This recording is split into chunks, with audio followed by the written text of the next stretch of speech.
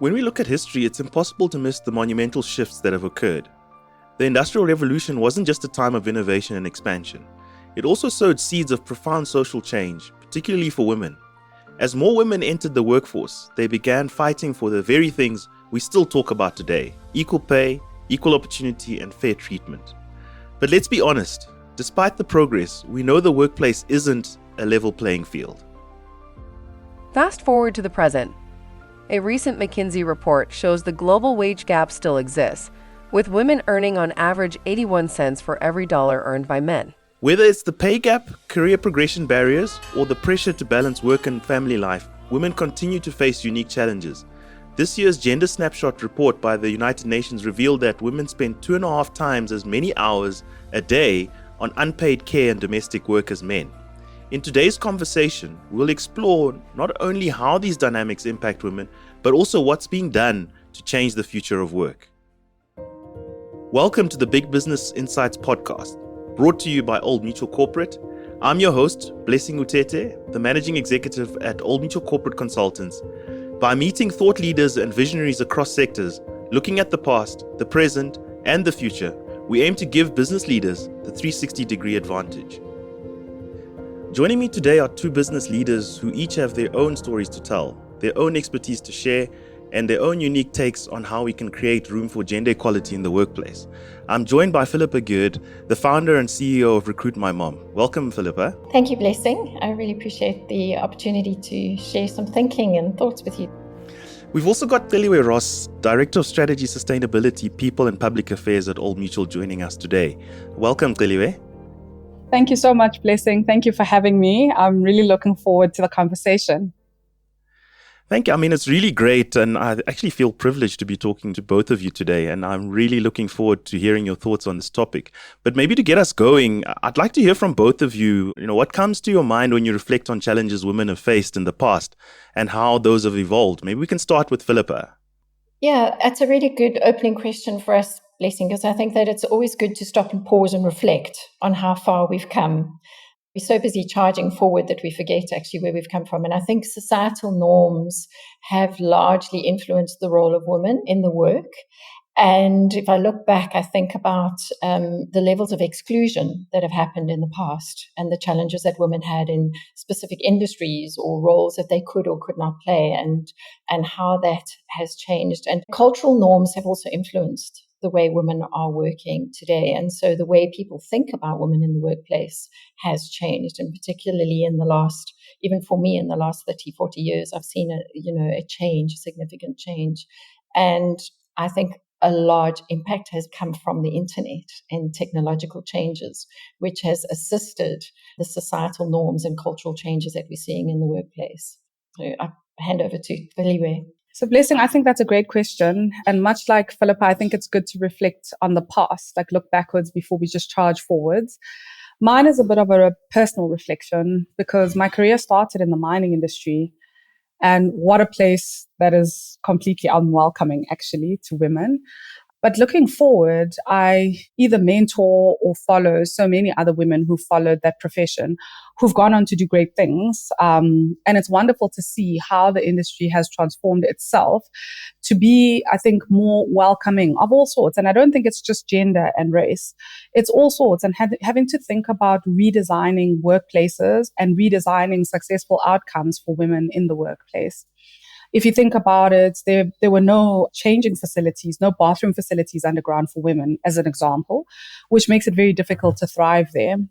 Women are also just physically built differently to men, and having to accommodate for physical brute strength versus other strengths that we as women possess have been great strides that have been made in the mining industry, down to accommodation, shared accommodation and not, career progression, career paths that still allow you to work in an industry that you love and are passionate about, but in an environment that's more welcoming. And it's been wonderful to see many of those women now, even at executive level in large mining companies. It's a massive leap forward. Thanks for that, Cleo. And I think, you've also gone on to be the first Black female strategy director for the Old Mutual Group Limited. So continuing to break barriers and very interesting journey you've traveled. But maybe let's take it back. Let's take it to the workplace. And I want to go to Phillipa and ask, you've dedicated your career to helping women find flexible, meaningful work. Has the workplace evolved to provide better opportunities for women? And where do you think the biggest gaps exist? I started Recruit My Mom in 2012, and one of the primary roles we played in South Africa was educating employers about, first of all, hiring mothers and attracting those skills back into the economy, and including educating them on how to embrace flexibility. So back in 2012, 99% of organizations were built around the 8 till 5 in our office work environment. And what I was noticing was that we were losing skills out of the economy when a lot of women have been to universities and colleges, and we actually needed to find a way of retaining these skills. And so a lot of education needed to be done with employers on how do you do this? How do you enable either workplace or work hour flexibility that keeps these women in? And then COVID came, and overnight, organizations were educated on what digital, remote, flexible, variable hour type working might look like. And that will never go back. We saw an enormous digitization in the economy globally, and that won't return. And then what we've seen is we saw a swing towards remote working, and then it started to normalize back towards hybrid working, and now we're slowly starting to see more in-office working creeping back again.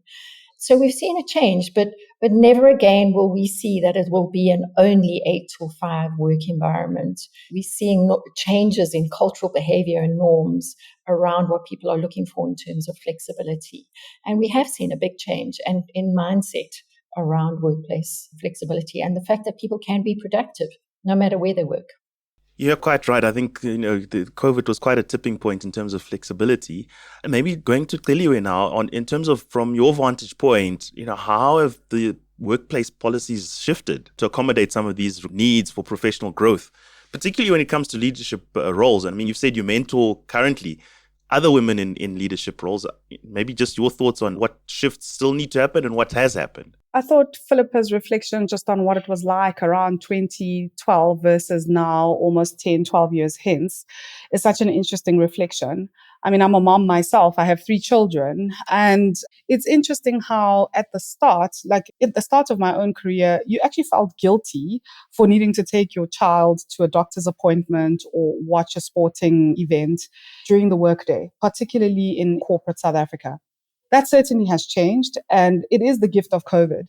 Even as companies start returning people to the office, whether in a hybrid form or more in-office attendance, I do think that there's just so much, not even tolerance, it is accommodation, it is understanding and appreciation for the fact that we all have multiple roles, mothers and fathers.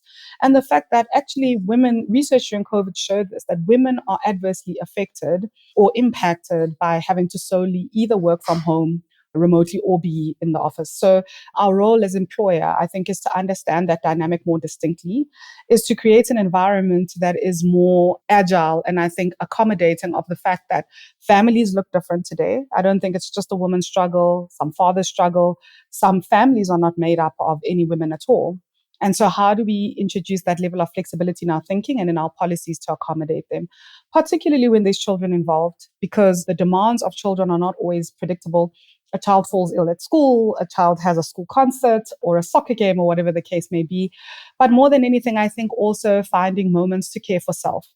Because in this instance, particularly where women are concerned, we occupy so many multiple roles, both at work and in the office, that the ability to be able to take time to care for ourselves is also becoming an increasing need, right? And finding the moments that create energy at work, energy at home, and also recovery from the demands of what life takes from us is also a big thing. I have found that employers are starting to just consider different types of policies to be able to accommodate this.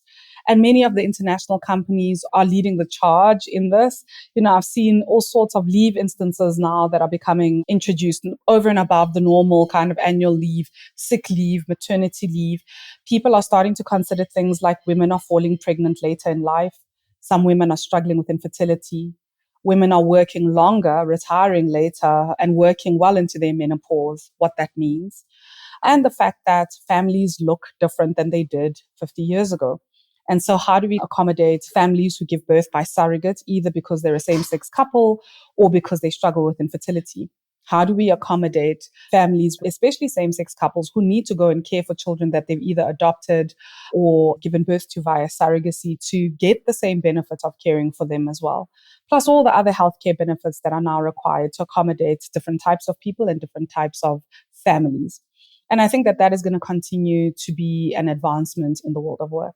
It's quite a significant amount of change that has to come into accommodating from a workplace perspective. Aligned with that is maybe some thought from Phillipa in terms of a lot of this is guided by prevailing mindsets. And I just want to hear from you what you've encountered in your work and how you've managed to challenge these. Because from what Celiwe is saying, you actually need to change the thinking around a lot of these policies that are there. Yeah, I think Celiwe has summed up beautifully the complexity of the workplace environment, and that it isn't necessarily about one size fits all, because people have different needs, and we know that well-being is becoming more of an issue, especially mental well-being amongst employees. So just around the mindsets, Blessing, is that one of the big mindsets that we've needed to challenge is that productivity doesn't equal presence. If I can see you, doesn't mean that I'm working. And, we've seen extreme behaviors of employers wanting cameras on all the while remote employees are working from home. And the reality is that just because somebody's on camera doesn't mean they're working. Just because somebody's sitting at a desk doesn't mean that they're working because you can see them. That's definitely been one of the big mindset changes. And the need for measuring productivity well. If you can't measure productivity well, then you can't assume somebody is or isn't actually doing their job. And so there's an onus on employers to be respectful to their employees around how am I measuring your productivity? This is what I'm looking at. And I think that helps everybody know where they stand.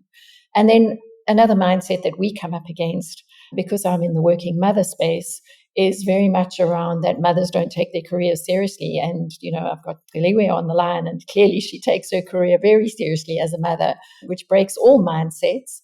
And, mothers aren't technologically proficient. Back in 2012, I was one of the first online recruitment companies that existed. And the other one is that, this is my absolute worst one, is that I'm looking to hire a bored housewife who might be looking to earn extra money. Well, the reality is that we know that so many women, about 38% of women are sole income earners in this country. And so they really are needing to earn a fair wage. So the way we deal with it is, first of all, we challenge it directly. So when we're speaking to employers who say these things to us, we're able to address it. But also, thankfully, because we've been in the market long enough now, is that we have really great testimonies of how this works. And employers really value the service that we can bring them through, the skilled mothers that are looking for various ways of working. And as you heard from Celiwe, that can be a myriad of ways. I say flexibility is like a piece of string. You go from fully remote to fully in office. And somewhere in between that is a fit that works between the employer and the job seeker. And that's got to work well. Thanks for that, Phillipa. That's quite a lot in terms of just mindsets that need to shift. And I think you've started to touch on another element, which is the financial aspect of the challenges that women face. And maybe I want to go to Celiwe, just your thoughts on mindsets, as well as maybe your thoughts on these financial challenges that women face in the corporate world, or just in general in industry. Look, I found Philippa's comment just around the way that potential employers think, not just about employing women who are either wanting to re-enter the world from a motherhood perspective or possibly after a bit of a career hiatus. I was actually reflecting on the fact that remote work has definitely become a thing. There are so many of these platforms where, certainly during COVID, people could take on a number of side jobs and be paid to do that. But in the corporate world, I think it shows up a little bit differently. For me, when I ask people to switch cameras on, it really is a form of connection. I struggle with the tiles on the screen and not being able to see and look into people's eyes. And I always say to people, I just want to know that you're there. I want to know that you're hearing and appreciating me in some sort of way for me to hear and appreciate you. But I think like anything in life, these things can be abused. Hybrid work or remote work shouldn't be looked at from a productivity perspective. In fact, I think you'll lose on the productivity count because not needing to do the commute, not needing to stop and have a number of side conversations actually gives you more hours to work. So the productivity count is not it.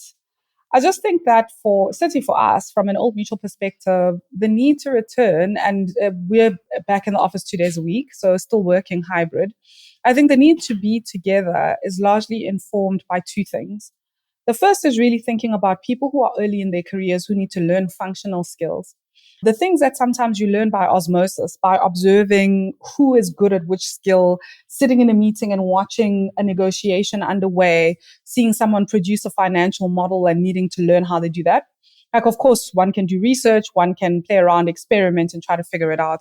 But there are things that in one's career, especially early on, you learn by osmosis and by observing others. And to try and recreate some of that environment, particularly for people who have less than 5 years work experience. Then there's incorporating or onboarding the new joiner who comes into an organization having been a professional elsewhere and needs to figure out, like, what is it? How does this company work? How do people do things here? What does success look like? What's the culture here? And so to be able to help people assimilate into the doors and the walls of a new company like ours, which happens to be large and multi-jurisdictional, is really very different when done in person. It doesn't always work perfectly. Blessing, I don't want to misrepresent, like, there are definite challenges. Sometimes teams are in the office and others are at home. You're not necessarily then learning by osmosis. You're not necessarily then building that culture and cohesion and transference of cultural assimilation. It needs a lot more intentionality. So I feel like the role of the leader in this new world, like, I love how Phillipa described it as this continuum between completely remote and completely in office. And many of us work in that continuum. There are weeks when I'm in the office every day. There's weeks when I'm sometimes not in the office every day, when I'm traveling out of the country, etc. So how do we start to accommodate the nuances that happen along that continuum? And how do we equip leaders to lead through that? I think that's become the more complex thing. So helping people plan their work, for example, if you are reviewing board papers, building financial models, coding, whatever the case may be, that's work that's best done asynchronously, like on your own, at home, in a quiet space. But if there's work that needs handover points to other teams, to other people, if there's work that needs deep collaboration, if there is work that's required that is about connecting with others, that is about resolving conflicts and the like, best done in person. It's not always easy to plan for a day as distinctly as that. Interestingly, I saw in a webinar that I attended, someone had an in-office notification on their email that said, I'm in the office, please expect a delayed response from me because I'm busy connecting with people, I've got time with my team, etc., and I'll be delayed in responding. So that's the next, I think, wave of thinking about time in the office versus time away from the office. Oh, and you asked the question about financial independence and financial challenges as a result. And hopefully that people aren't being punished or getting any sort of punitive means as a result of working flexibly. But certainly for people who are dedicatedly working remote or are gig workers, the need for financial planning and financial understanding in education is becoming increasingly important because their work is cyclical, not always committed. It's not like earning a monthly salary. And so the ability to be able to plan for the tough times and also, dare I say, plan for retirement in some way, shape or form becomes an increasing requirement. You know, what Celiwe is talking about is it's not always that it's a one size fits all. I mean, there needs to be intentionality from the employer in terms of how you structure your work environment to accommodate the various needs. But yeah, you wanted to come in, Phillipa?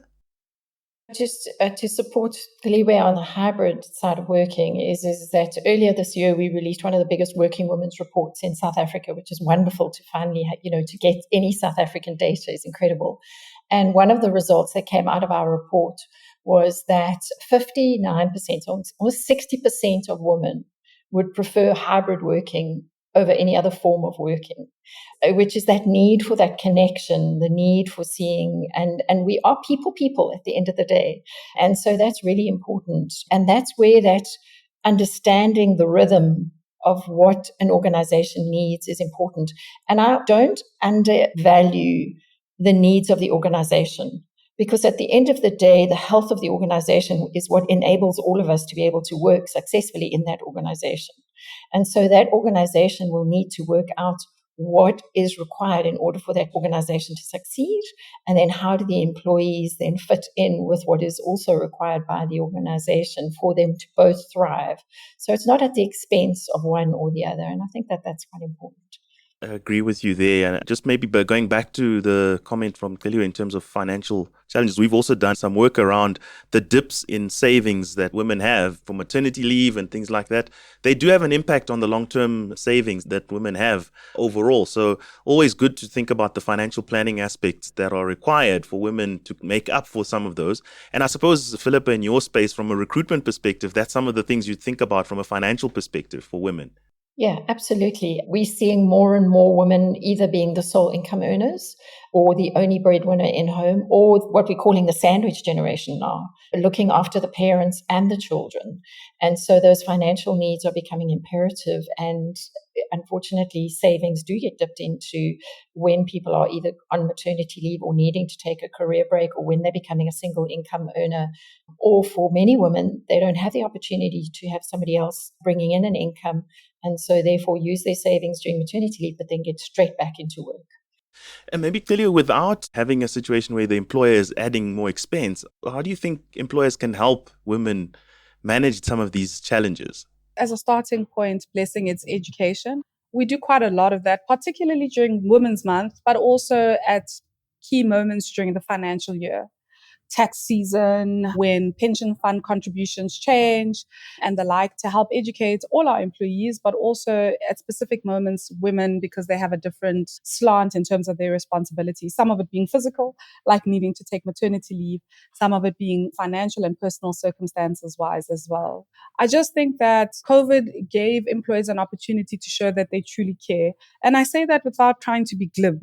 Like when you're dealing with an existential crisis that could be life or death, the opportunity for an employer to show up for the people who have contributed to his financial success became so critical. And I find that that has certainly carried through. Well, in our instance, I know that it has. And many of these things come with a cost. And that's not just in terms of benefits and employee benefits, everything does. And so we've got a responsibility to balance that, but also think about how we continue to show up as an organization that expects, of course, for people to show up, to perform, to deliver what they need to. And as a commensurate measure, to be able to demonstrate that we're able to show care, that we're able to be responsible, and also that we're able to help them plan for what may be an uncertain future. Some of the enhancements that we thought of, like at the first instance, was really just around basics of leave and maternity leave. And we've decided to go above and beyond on a number of things. So besides paid maternity leave, which I think is a hygiene factor for any employer now, we really started to think about the things that can go wrong when a woman is pregnant, like miscarriage or a stillbirth. In South Africa, the law only recognizes a miscarriage in the first 3 months, and we provide that benefit to all our women up until the day they give birth, and ensuring that they, as well as the secondary caregiver, which could be their husband or spouse or same-sex partner, also gets that benefit if they work for us, to be able to mourn the loss of a child who would have arrived in the world and didn't. Just recognizing the fact that there is a mental and emotional load that happens on a family, not just the birth-giving mother, but on that entire family when they have that loss, and how we can show up for them in that time. We continue to think about expanding that to start to think about things like infertility and helping women who are adopting. So we offer the same maternity leave benefit to women who adopt or have a baby by surrogate versus those who happen to give birth naturally, recognizing that families have evolved over time. And I think that employers are going to have to consistently challenge themselves to be deeply connected with what's happening in society and in the employee base over time, and starting to think about how they balance. As I said, it's about performance, about roles and work. We can't get away from that. Companies have that responsibility to all their stakeholders, but also thinking about how we show up for employees in those moments in their lives where it really, really matters. Indeed, I appreciate what Old Mutual has done, but the space is evolving quickly. And I'm keen to also just hear from Phillipa. You're recruiting, you're on the other side of this. I mean, what are you seeing that employers are doing out there that other employers can pick on as some shifts in their benefits or their remuneration or total rewards space to accommodate women? Yeah, I think I would like to pick up on maternity because, in South Africa, we have a belief that it's okay for a woman to go on maternity leave because she'll be able to claim UIF. Well, in my years of working at RecruitMyMom, I have seldomly heard of a woman successfully being able to claim UIF, sadly, during maternity leave. And that is a massive burden if the employer is not then assisting in any way or form when somebody's on maternity leave. So I think that is one that needs to be relooked. And then the other one is flexible work options, and be that hour or place in various forms. Like I explained, it's a continuum. So you can miss the traffic, or I really don't mind that you go and see your son or daughter play and in a very important match or play. They're doing a music recital, whatever it is. So there's a lot more compassion. I want to use the word compassion, a humaneness in the workspace around, I understand that this is really important to this employee, particularly as a mother or a father, and I'm going to give them the time to do that. And the understanding is, in exchange for that, they do work hard and they obviously are loyal. So those are the kinds of things we're seeing. We've released, again, in that same report, what benefits are important to women in particular. Medical aid, very, very important in this country. That becomes a vital conversation when people are looking to employ women and to retain them. And then financial reward, equal financial reward. So don't be biased towards me because I'm a mother or I'm a parent. Pay me a fair wage in this day and age, which is a ridiculous conversation you think to be having in this day and age, but actually we still need to be having it. So fair wages, medical, maternity, and then just general mental health support at this time is really important. No, that is so true. And I think the point that Phillipa hit on, just on healthcare generally, so beyond maternity leave and other leave benefits, healthcare, and I think the flexibility of healthcare cover that employers are requiring. I think with having so many generations in the workplace now, younger employees are certainly looking for more flexibility than what would have been the case before, wanting the ability to be able to structure for the moment in life that they're at. And I think as an employer, we need to balance the almost paternalistic view of, hey, we need to take care of you. We need to make sure you are providing for all of these potential uncertainties, when people are actually also wanting to push for more in their pockets, which might be driven by personal circumstance as well. So seeing a lot of pressure in that space. And without a doubt, the mental health pandemic is upon us. If I look at just data from our employee kind of support service that we provide, the amount of calls for support, struggles that people are having when it comes to mental health and mental well-being, even to the extent of people being booked off for extended periods of time. I think the next thing as employers that we're going to have to start thinking about is what reasonable accommodation looks like in that world, and how jobs are packaged to help people deal with both personal stress and, to a certain extent, well, certainly the more senior you become, it's also an extreme amount of work stress, and how we either help people cope and assist with coping mechanisms and support, or create different roles or ways of work to be able to reasonably accommodate them. We're going to listen to a clip now from a TED Talk by Lily Singh titled "A Seat at the Table Isn't the Solution for Gender Equity," and then we'll get your thoughts on it. And I'm not alone in this mission. In fact, us girls, what we desperately want is a seat at the table. It's what every motivational poster, Tumblr post, Instagram account you follow, business article tells us success is: a seat at the table. And if they want to be extra spicy, they say, if there is no seat, drag your own seat. I'm sure you've heard this, right? And so my marching orders were clear: get a seat at this coveted table by any means necessary. And that's been the driving force behind my entire career. Interesting thought there, but maybe let's go to Celiwe. Your thoughts after hearing that? I think a seat at the table is just a start, Blessing. It simply isn't good enough. Because by sitting there has to be an assumption of many things. You have to assume certain things to be true. The first is that I'm sitting there because people believe I deserve to be there, that I'm competent enough to be there, that my views are credible and worthwhile, that they're happy to be challenged by me, that they're happy to deal with all parts of me. And by that, I'm not meaning like I need to be inappropriate at the seats at the table, but all parts of me are the fact that I'm married, I have a mother, I have different career experiences, I'm Black, I'm South African. There's a whole lot of things that consume or maybe make up who I am, and therefore how I come into the world. And there has to be an acceptance that diversity of views is acceptable and actually makes us better. It's a joint contribution to making us better as a team. Then the seat is worth it. Thanks for that. Phillipa, your thoughts? It's not about just the seat at the table, because there are still tables that are created in old cultures and old mindsets. And so the seat at the table therefore becomes a tick box. We don't want that. We're not looking for that. We want to have our full being appreciated, and the fact that we can contribute in a meaningful way. Everybody wants to contribute in a meaningful way. That's what people are looking for. And so it's not about having a number on a tick box of I have so many women in senior leadership. It's about what contribution is this woman truly able, or this person truly able to bring to my organization that is going to contribute to a better organization. We can turn to sort of the future of the workplace and maybe have a look at the lens from a generational perspective. We've got different generations now, and I mean, Gen Z and even Gen Alpha are entering the workforce. From a women's perspective, how can organizations prepare for them and appreciate how they can recruit them and employ them in a better way? What we're seeing about this generation, because I have another business which is Recruiter Graduate, so I look into this lens of young people a lot, is that they are a highly, highly inclusive generation. They have no issue embracing people that are different to themselves. The challenge we have, and this is where how do we enable them to continue this, is to continue to encourage them to remain that way.